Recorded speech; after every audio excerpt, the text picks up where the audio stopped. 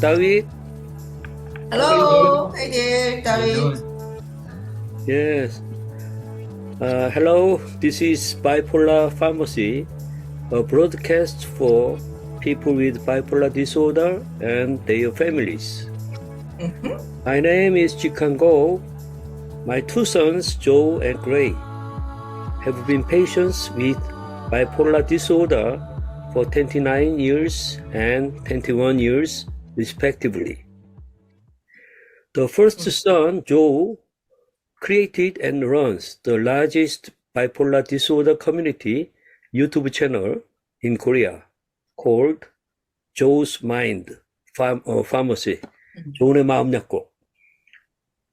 The second son, Gray, is a musician and is a bipolar drummer who has performed 78 only one concert.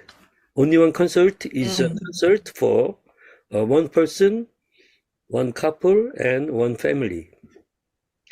My first son, Joe, had been 4 times in a mental hospital, and my second son, Gray, had been 13 times. Before a family member went to the hospital for bipolar disorder, a family usually goes on to have 3 or 4 times.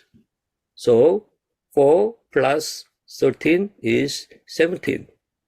17 times 3 is 51. So my family often says that we have been to hell more than 50 times over the past 20 years. There are 2 people here with bipolar disorder. Please each introduce yourself. Kara first. Hello, everyone. My name is Kara Kim. Actually, it's my nickname, and my original name is Veronica, and my current name is Eunsun. So I'm Kim Eunsun Veronica. Nice to meet you all. I was first diagnosed with bipolar disorder 27 years ago when I was 25 years old. Luckily, I was diagnosed with it after graduating from University of Toronto.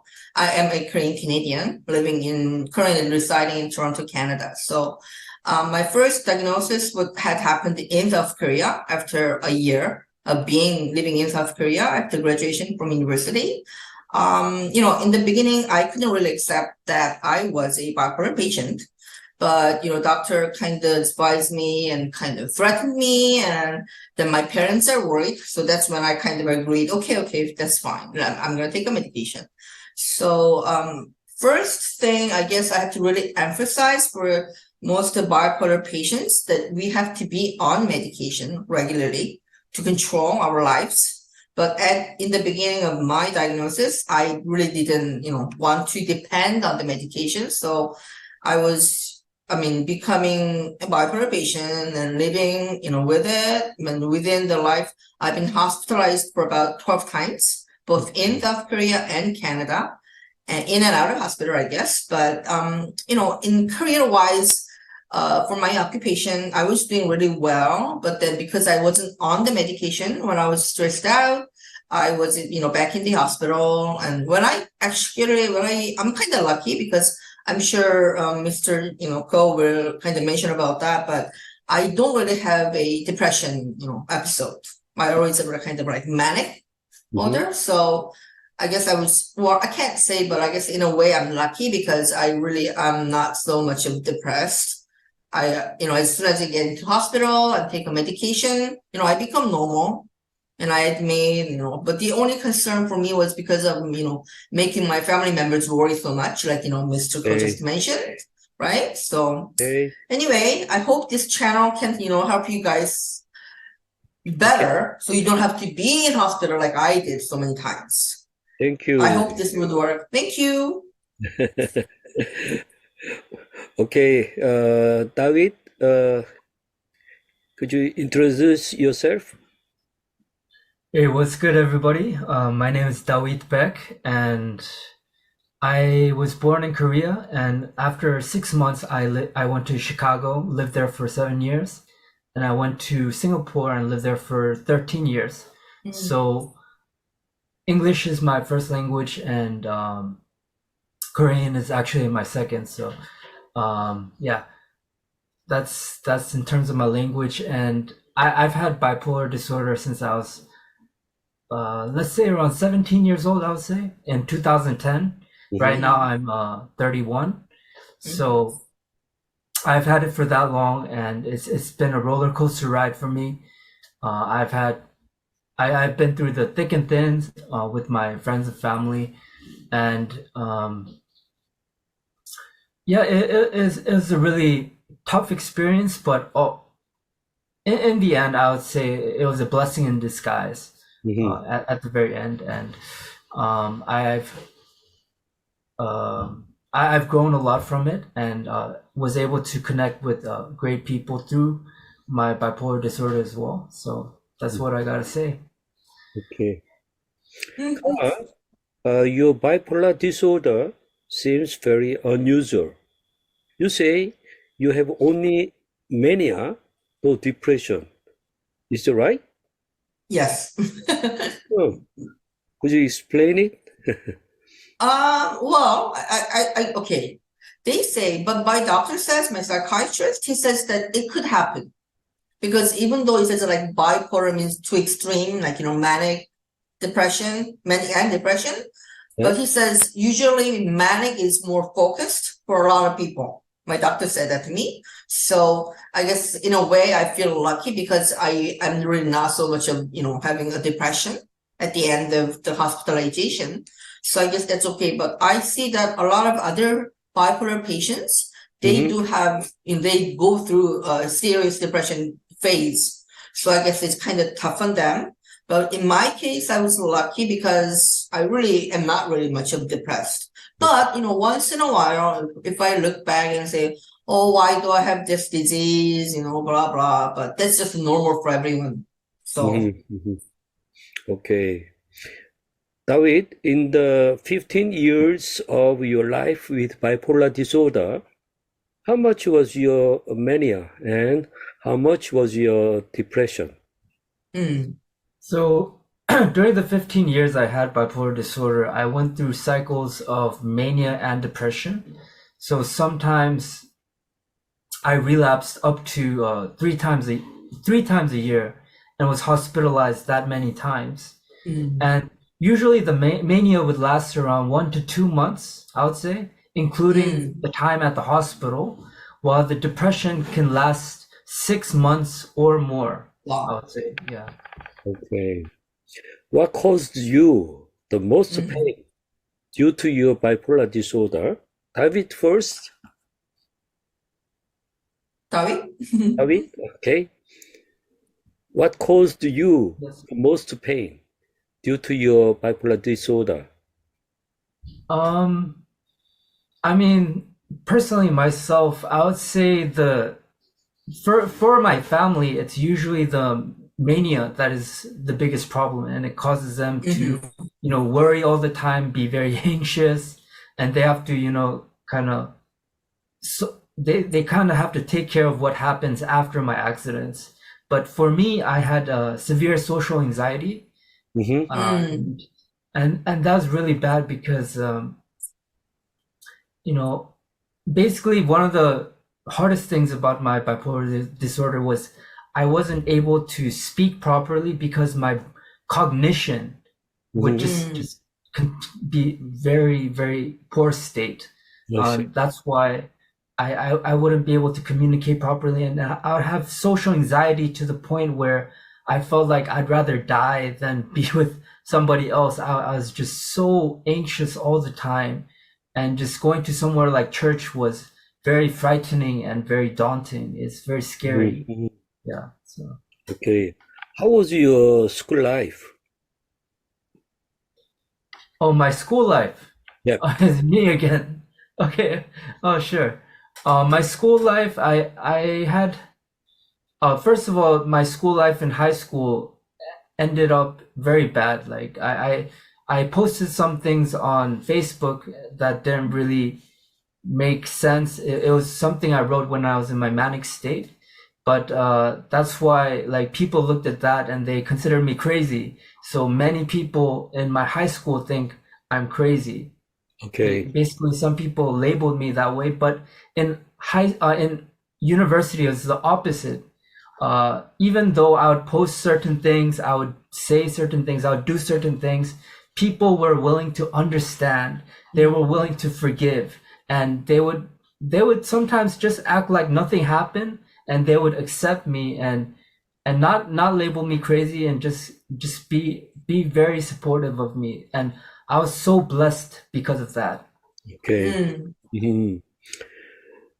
What about Kara? What caused Yes. you the most pain due to your Well, I guess like David said, making my parents worry and family members suffer. I guess that's kind of number one. But for me, the most difficult part was having side effects of taking the medication.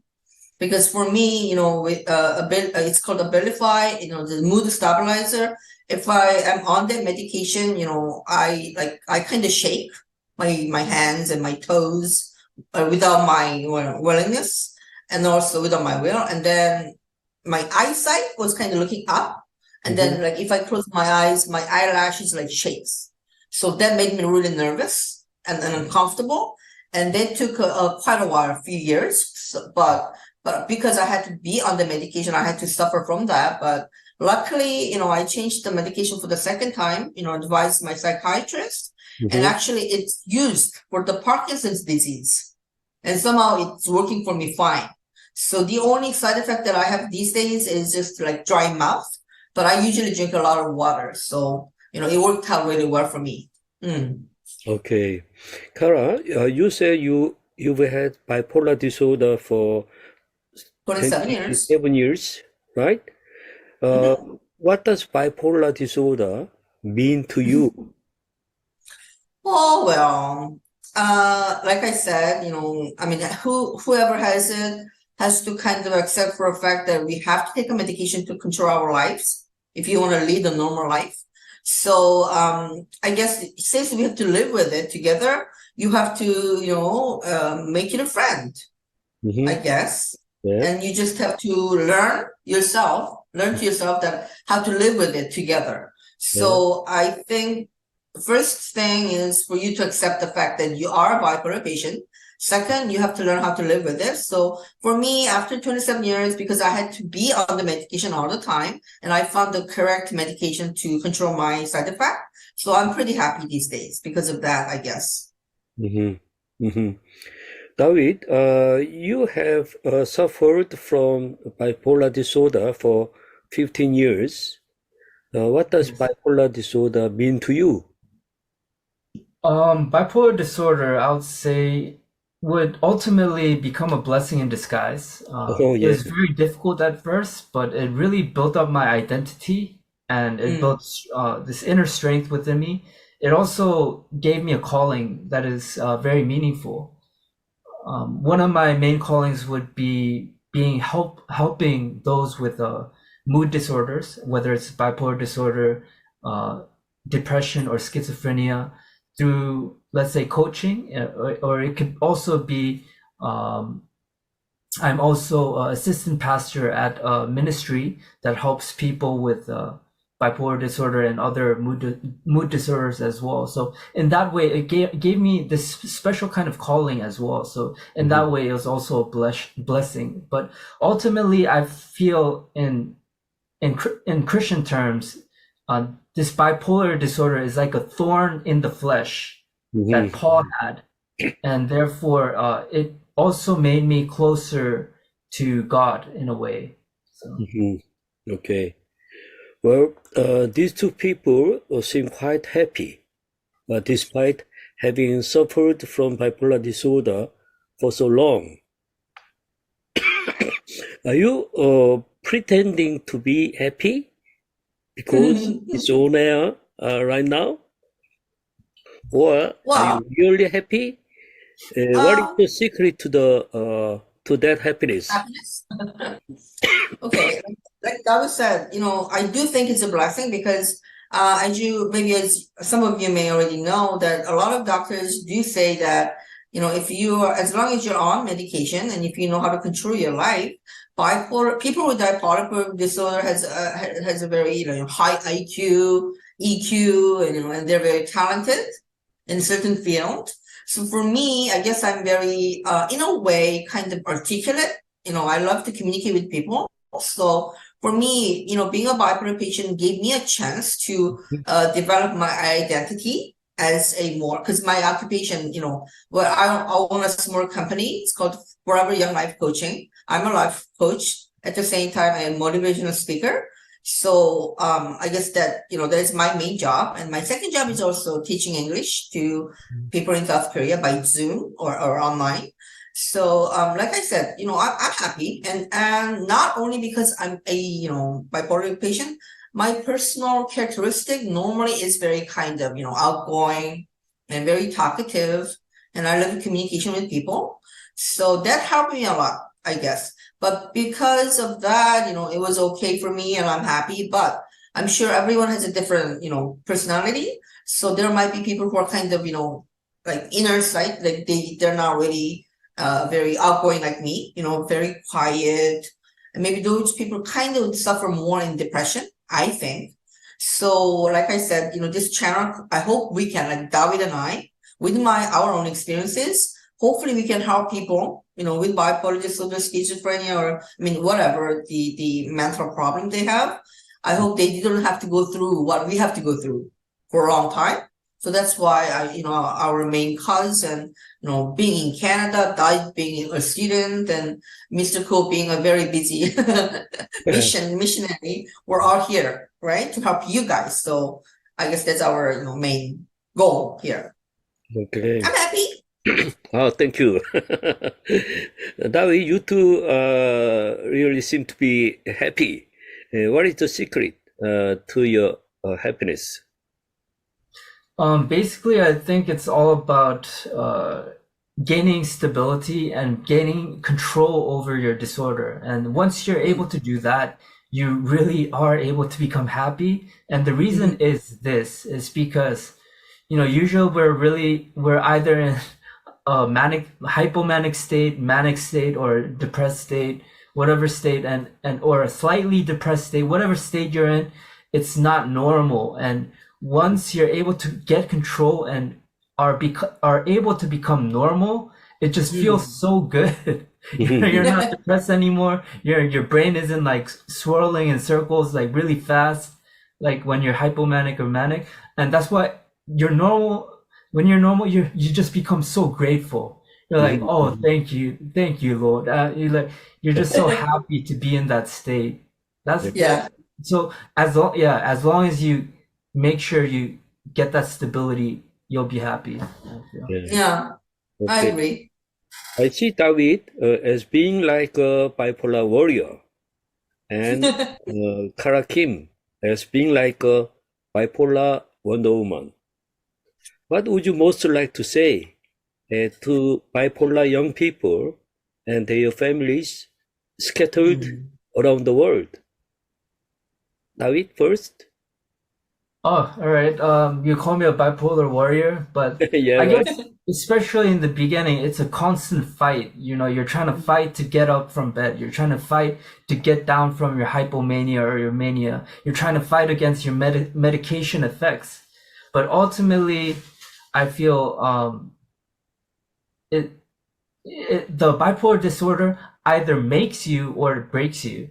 It can make you into a better person, a more creative, a more sociable, a more driven person, or it could just break you, and not only you, but it can also break you and your family, right? It can either make you or your family, or break you and your family. So ultimately, if you win this battle, if you're able to get that stability, and if you're able to just continue to keep positive and keep moving forward, then I think in the end, it can really be a blessing, basically. Okay, what about Kara? Oh, I agree. I totally agree with David, because I guess David and I kind of share, similar experience. Maybe, but David had to go through, kind of serious depression. So that part is maybe different. But, like I said, like for all those people who are suffering from bipolar disorder, I want them to be more confident, and I want to tell them that they can fight this. Like it's a battle, like David mentioned. It is a battle, and it's not easy. I never say it's easy. It's been like 27 years is a long time. And it took me 27 years to admit, and also, that I had to take medication, regularly to survive and make my life, my own living worthwhile. So I'd say, number one thing, you should listen to your doctor and your, family, your parents, and be on the medication. And also you try to, constantly tell yourself that you are a good person, that you can, make somebody, there is a reason for being here on earth, here, together, and that we have a bipolar disorder.